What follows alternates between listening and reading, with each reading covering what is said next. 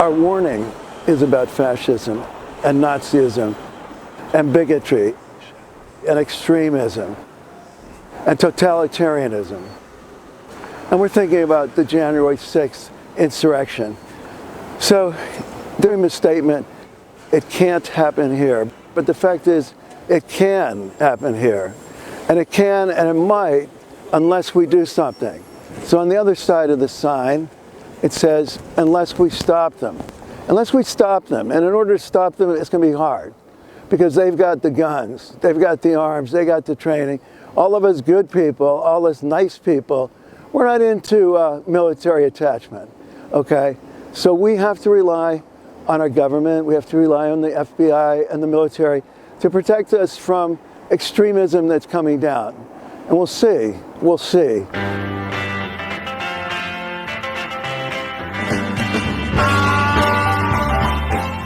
The question is what I'm most afraid of? Yeah, what are you most worried about? Well, I'm most worried about the future in an abstract sense, but I guess right now it's just very worrying how many people are buying into this big lie and not accepting a free and fair election, Right. and just blindly following who they want to win, how they want things to be, and not seeing the reality of it. And it's very, very dangerous. Okay, what are you most concerned about right now in terms of Just freedom to vote. Freedom to vote. Make sure people can vote. Yeah. And what about the political violence that's been going on, has even increased? How do we stop it? And that's the real issue. How do we stop it when people are so divided that you couldn't have this conversation if I were Republican and supporting Trump? Right. Well, what do you think protects us the most at this point? This. Yeah. Okay. Yeah. People from the other side stepping up and saying this is important to us too. Yeah.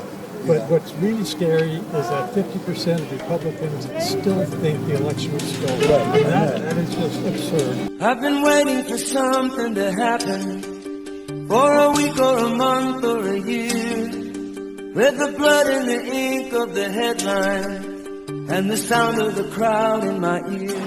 I think it speaks to the fears that we all have that we're on. It's a very fine line between where we are and what could happen as has happened in other countries. I mean, it's January 6th is a reminder that democracy is very fragile. Do you have anybody in your family who still supports the Trump ideas or is anti-vaccine? Yeah, I do. Yeah. How do you deal with that? We don't talk about it. Okay. Because there's no common language that we share. Oh, the time will come up when the winds will stop and the breeze will cease to be breathing, like the stillness in the wind before the hurricane begins, the hour that the ship comes in. I participated in demonstrations. Yeah, I went once to a rally where George Wallace spoke in Boston to South Boston Marshals thing, and it was like a fascist organization. Oh, sure. Yeah, sure. So we've had other things like this. Yeah, I know. That's true. Yeah. That's true. I suppose it always seems like it's worse when it's happening now. Yeah. But I think it is worse now. Yeah. Thanks for that. Oh, tell it on the mountain, over the hills and everywhere. Oh, tell it on the mountain, and let my people go. What are you most concerned about of all the things going on? I mean, just start with one. I think how violence has become an acceptable mode of discourse. I'm the most concerned about that. Because a lot of things you can solve with legislation, but when America says it's okay to be violent against people you don't like, then we're heading towards civil war. You know, that's exactly what I feel too. I mean, that's the one that bothers me the most. And the rise of right-wing militias and very armed people. Our side is not armed, and they are. You know? That's right. And our side doesn't really believe in solving things with violence. Exactly. Yeah, absolutely. Yeah, the famous quote, I forget when one of the congressional reps was out in his district and somebody raised his hand and said, when can we start using the guns? What do you think about how much conspiracy theories contribute to this whole atmosphere? Well, misinformation in general is rampant. But also you have to ask, why is there an atmosphere where people believe that? You know, there are people who create misinformation for a living because of the number of hits that they get in social media. Right. And one of the things that they found is that when they create things for the right wing, they make a lot of money.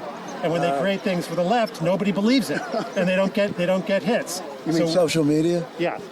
I didn't hear about that. Yeah. So the question is, what's going on in the country that a certain number of people are so willing to believe out and out lies with no support behind them at all, that they'll go do things like shoot up a pizza parlor in Washington D.C. Oh yeah, I know. I was at that place.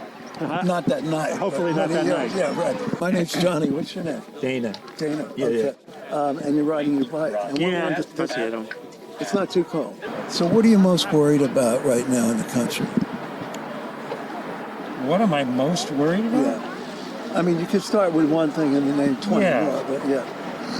Well, this has been going on for 50 years. I'll tell you a story and I gotta go. Yeah.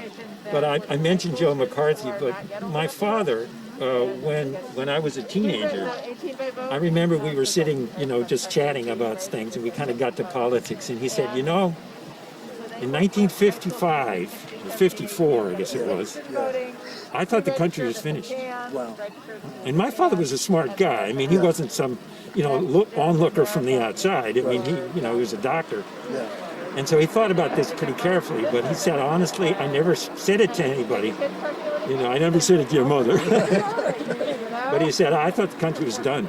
I thought John McCarthy was going to be dictator. I thought he was going to get away with it. So what year was it? But why, the reason I bring this up is that he said, I was wrong. And the reason I was wrong is that ultimately the American public stood up on their hind legs and they said, we're not doing this. Right. We're not going to do this. Right. That's really what took McCarthy down. The public turned against him. They were done with that, And I think finally fell apart. What year was it? 55? It was in the middle 50s. Yeah, I don't remember what the specific dates were, but and then he died shortly after that, which was very helpful. Yeah, right. Well, I've got a book recommended before you Okay, go. yeah. It's, and maybe you read it. Was On Tyranny by Tim. Great book. Oh, yeah. So I was buying that That's book. a reference book in my library. Really? Oh, I was yeah. handing it out to people. He's a smart fella. Yeah, he's a very smart guy. He's written some really good stuff. Yeah, and he was predicting I know. right exactly what's been done. I know. Because he looked at history, he looked at European. Well, as I fascism. say, a lot of the people that are behind all this stuff, Yeah, they're not guessing. They're using precedent. They know what they're looking for. yeah. But I have a very strong feeling that that's not this country in the end. We've been a democracy for 250 plus years. Germany had never been a democracy, ever. Oh, that's true. So they had nothing to That's fall back on. They couldn't say, well, this is what we used to do. Maybe we should do that again. Right. There was none of that, Right. And Italy really wasn't either. No, Didn't have not that at all. either. Yeah. Not at all. Plus, they had the church, which was Right. very conservative. And Spain so, also. Yeah. Yeah. Right. So we're in a That's different position. true. That's true. That's And a we good got point. people who are, in their 20s, teens and 20s now. Who are on our And side. they're well, when I was a kid, I grew up in Kentucky. Race was a significant issue, and that is not true now. As I pass along, if I can cheer somebody with a word or a song, It's not even on their radar. Yeah. It's not like I decide not to be a racist. It's like, what the fuck you bother me with this problem? I'm not interested. It's completely irrelevant to everything. Yeah. And that makes me very happy because I think we've come a long way. oh, tell it on the mountain, over the hills and everywhere. Oh, tell it on the mountain, and let my people go. All in silence, finding jail,